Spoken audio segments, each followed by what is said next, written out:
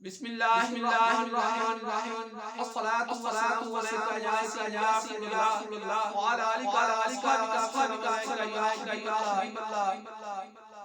نحمده ونصلي على رسوله الكريم أما بعد الشيطان الرجيم بسم الله الرحمن الرحيم آج ہم محبوبان الہی کے ایسے تصورات اور ان کے اختیارات کی ایک پرانی جھلک پر روشنی ڈالنے کی کوشش کریں گے اور اس کو سمجھنے کی کوشش کریں گے۔ اللہ تبارک و تعالی ہمارے اور عمل میں اور اللہ تبارک کے نیک بندوں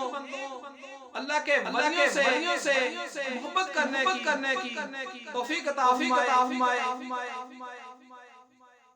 سورۃ النمل میں اللہ تبارک و تعالی نے ایک واقعہ سلیمان علیہ السلام کا بیان فرمایا جس میں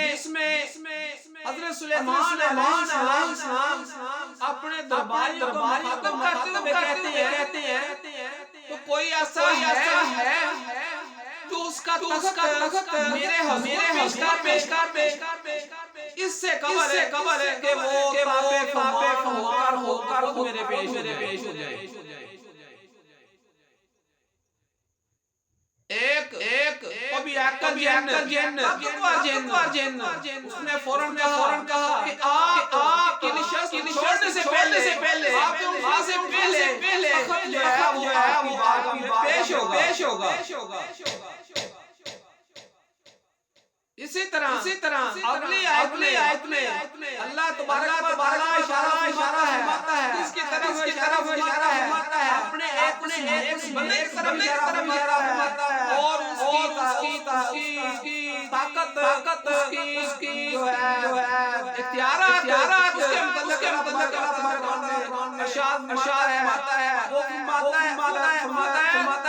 اس نے عرض کی یعنی حضرت عاصم بن بکیر رضی اللہ عنہ عرض کی اس کے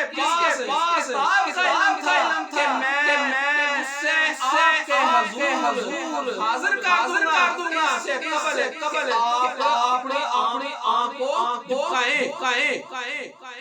یعنی آنکھ جھکنے سے پہلے آپ کی بارگاہ میں اس کا حق پیش کر دوں گا۔ جب حضرت سلیمان علیہ السلام نے اپنے پاس کو دیکھا بولے آذ ربی یہ میرے اللہ کا فضل ہے اللہ کے فضل صحیح ہے اور اندازہ لگائیں کہ اگر آج کے دور میں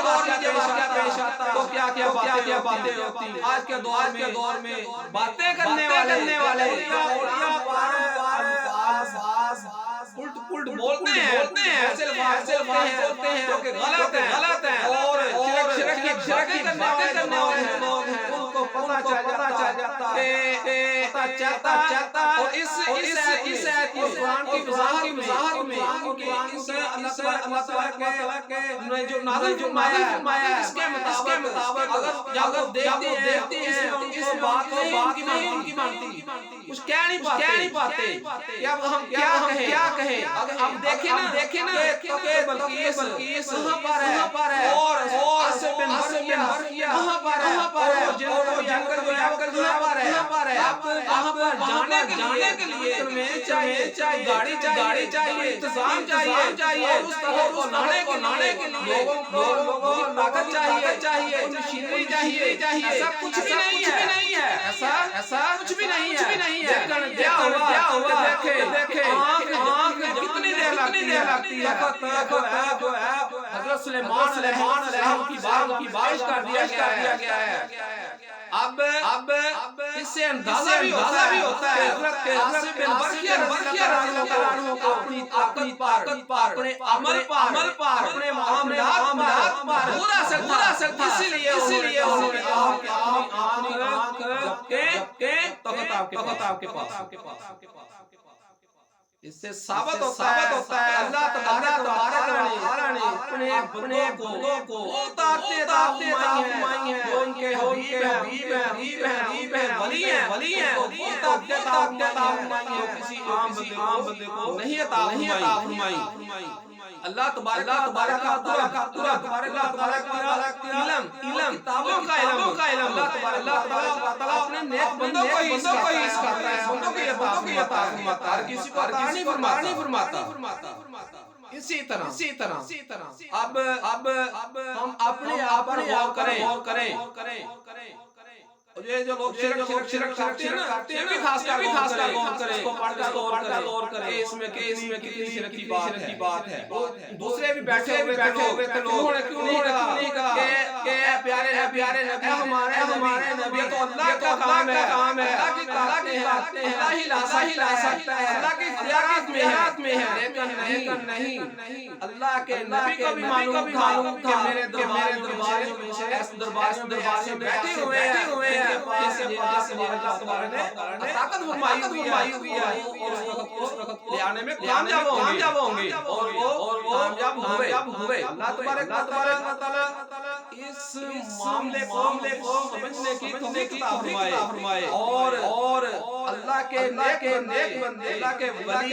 اللہ کے اولیاء جو ہے ان کی محبتیں ہمارے دلوں میں اللہ تبارک و تعالی عطا فرمائے۔